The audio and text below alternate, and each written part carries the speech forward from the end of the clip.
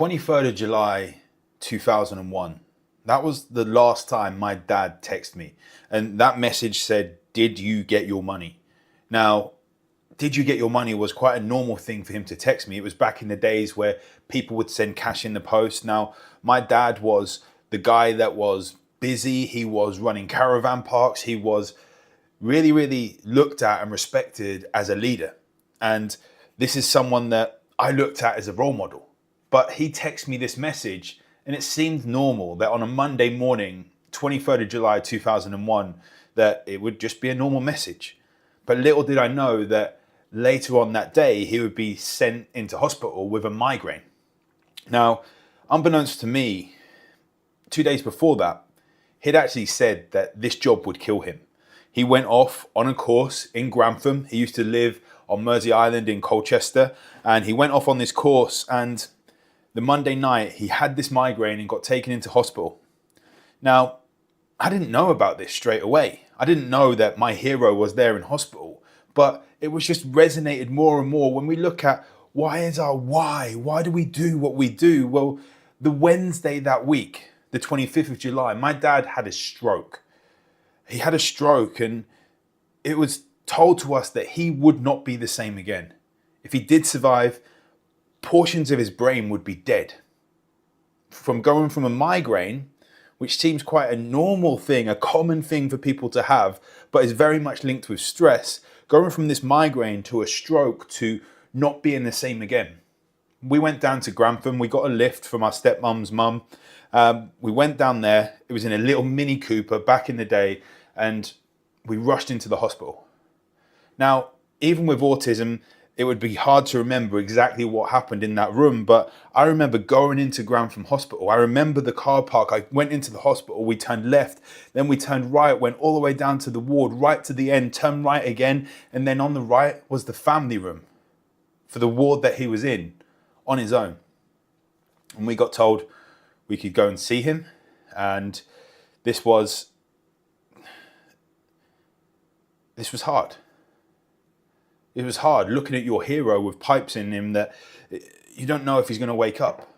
I remember being there on the Friday. We had to make the choice of, do we say goodbye to him? They said that there wasn't much they could do.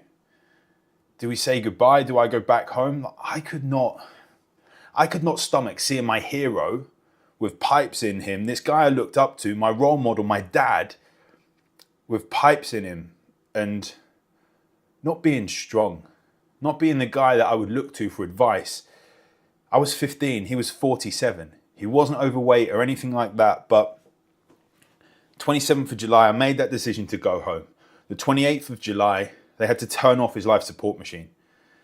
At 10 to 10 at night, he passed away. And he was busy, he was stressed out, he was wanting to retire at 55, but because he was doing that, he died at 47. And as I said, he even said to the lady who would have been my stepmom that this job would kill me. And looking back, there were signs that, okay, that he was having these migraines, he was stressed out, problems with sleep, all these things, but he was not seemingly unhealthy on the outside. He wasn't overweight, didn't drink loads, he was stressed. And people ask me, why do you do what you do? Even before I was a dad. The reason I do what I do is because I do not want another child having to go through what I went through. I do not want another child having to lose their parents before seeing them grow old. I do not want another child having to finish school and not be able to ring their dad or tell their dad what results they got in their GCSEs or whatever exams they are now. Or going through their driving test and passing their test and be able to take their dad for a drive. Or going to the pub and having a pint with them, whatever it is. Whether it's their mum, whether it's their dad. I need to do everything I can do in order to help people with their health. In order to help parents with their health. So they can grow old before, like they can see their children grow old and not die before it happens. Now, that was a powerful why at that time. I remember people saying to me back then, but you haven't got kids. You don't know what it's like.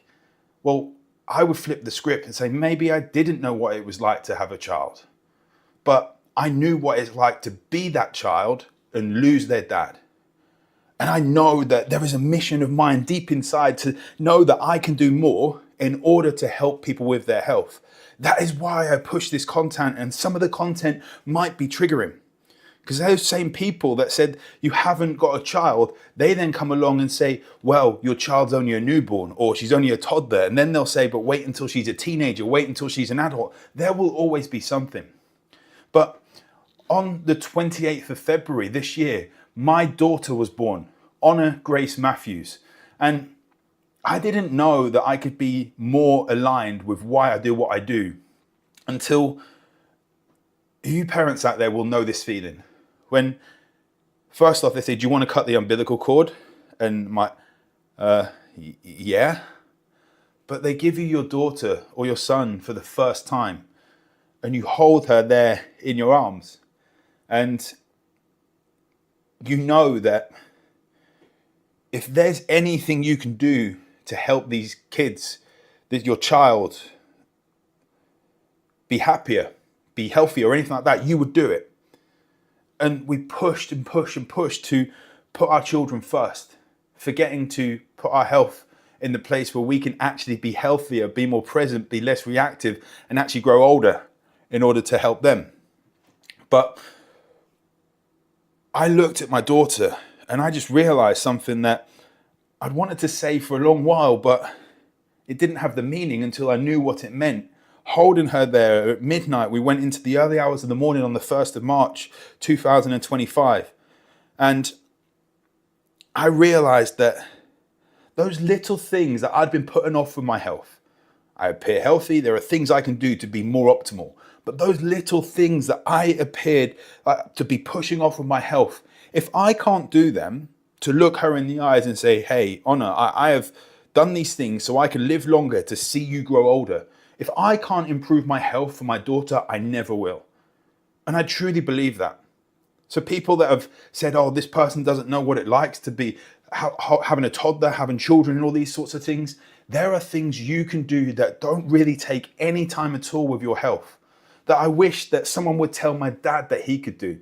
That my dad, that he went off to work at like 8 a.m. in the morning. He would live on the parks, in houses on the parks, being the manager, and go there and come home at like 12 hours later. And he would be stressed out, but there were still things he could do. He could have drunk more water. He could have eaten slightly better. He could have maybe just worked on taking 5 minutes to get the breath work in there and walking rather than taking the car, parking further away from the entrance to the shops and all these things. But there is always something you could do. If I ask you right now, what is one thing you can add into your life that will improve your health? You will know one thing. And if I also ask you, what is one thing you could take away and stop doing in your life right now that will improve your health? You will know one thing. It is those two things that you can do to add in and take away, which is where you should start. And that is why I use my dad's story and I use my story of becoming a dad myself, that if I can help more people, that is truly, honestly, that is my why. That is why I want to be doing this thing. And that is why I developed the one method. Own it, nourish it, elevate it. And that first step, owning it, we need to own where we are. People think they can't improve their health because they can't get to the gym 3-4 times a week. Well, you can't get to the gym 3-4 times a week. Own it, because we can still improve your health with that situation. People think they can't improve their health because they're running 2 businesses and got 3 kids and they need to take them to nursery, to school, and all these other things.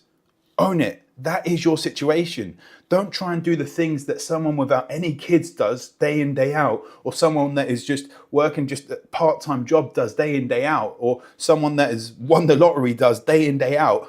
Own the situation that you're in. That we need to do the minimum to get maximum results.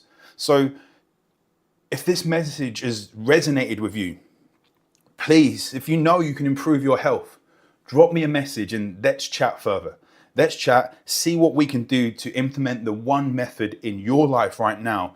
Own it, nourish it, elevate it to get long-term sustainable results to allow you to grow old enough to see your child grow older.